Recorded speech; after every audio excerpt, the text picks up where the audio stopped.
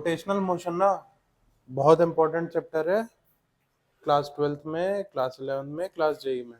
ठीक है, जेई के पोर्शन में 100% एक आध क्वेश्चन देखने को मिल सकता है इसमें से, मोमेंट ऑफ इनर्शिया में से तो मिलेगा ही मिलेगा। अपन स्टार्टिंग से चल रहे हैं बिल्कुल बेसिक्स से। ठीक है, मोशन का मतलब क्या होता है यार? कोई भी चीज मूव कर रही है। ठीक है, हम लोग रोटेशनल मोशन पढ़ क्यों रहे हैं? फॉर एग्जाम्पल ये मार्कर है, इसको मैंने ऐसे फेंका तो ये नॉर्मल ऐसे मोशन फॉलो करेगा ना, पर अगर मैंने इसे घुमा के फेंका, ऐसे लिया, ऐसे ऐसे ये रोल करने लग गया तुम्हारे तक पहुंचने तक, तो ये रोटेशनल मोशन फॉलो करेगा। ठीक है, अब रोटेशनल मोशन पढ़ने से पहले ना हमें कुछ कंपोनेंट्स पढ़ने पड़ते हैं कि टाइप ऑफ मोशन कैसा है। ठीक है, देखो, सबसे पहला है ट्रांसलेशन। ट्रांसलेशन का इंग्लिश में मतलब क्या होता है यार? कन्वर्टर। और फॉर एग्जाम्पल मैं हिंदी में बोल रहा हूँ, तुमने इंग्लिश में कन्वर्ट कर दिया, मैं हिंदी में बोल रहा हूँ, इसने चाइनीज में कन्वर्ट कर दिया, तो उसी को ट्रांसलेशन कहते हैं। मतलब अगर मेरा अब यहाँ पे अपन कन्वर्जन तो कर नहीं रहे होंगे, अपन कहीं ना कहीं से जा रहे होंगे, तो अगर हम इस पॉइंट से इस पॉइंट पर जा रहे हैं और किसी भी दो पॉइंट के बीच का ये जो रास्ता है ये आपस में है पैरेलल। पैरेलल का मतलब ये डिस्टेंस और ये डिस्टेंस सेम हो जाएगी ना। पैरेलल का मतलब यही होता है ना कि दो लाइन के बीच का डिस्टेंस आपका सेम हो जाए, तो दैट मीन्स वो ट्रांसलेशन मोशन हो जाएगा। तो कैसे डिफाइन करते हैं इसको? ट्रांसलेशन मोशन इन विच जहां पे ये ऑब्जेक्ट इनिशियल पोजीशन पे है, ये फाइनल पोजीशन पे आ रहा है, तो they are following parallel line. ठीक है, बस इतना सही है ट्रांसलेशन मोशन। अब देखो, नेक्स्ट है कर्वीलिनियर। कर्व का मतलब क्या होता है? टेढ़ा मेढ़ा ना, ये इसको कर्व ही कहते हैं। और लीनियर मतलब सीधा। तो अगर एक कर्व यहां से उठ के यहां पे आ जाता है, कैसे आएगा? ये ब्लॉक था तुम्हारा, ये पहले ऊपर गया, फिर नीचे गया, फिर ऊपर गया, फिर नीचे गया। इस केस में क्या हुआ था? ये ब्लॉक था, ये सीधा उठ के यहाँ आ गया था। कर्वीलिनियर में क्या हो रहा है? ये उठा नीचे गया, उठा नीचे गया।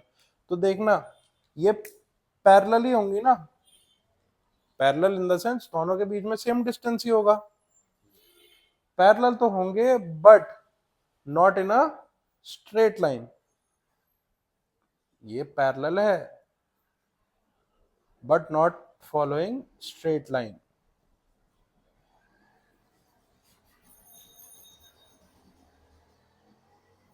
लाइंस, इसको अपन बोल देते कर्वीलिनियर मोशन। थर्ड टाइप का है प्लेनर मोशन। प्लेनर थोड़ा थोड़ा प्लेन जैसा लग रहा है ना, जो हम पढ़ते PLAIN वाला प्लेन। प्लेन मींस कोई भी एक सीधी लाइन।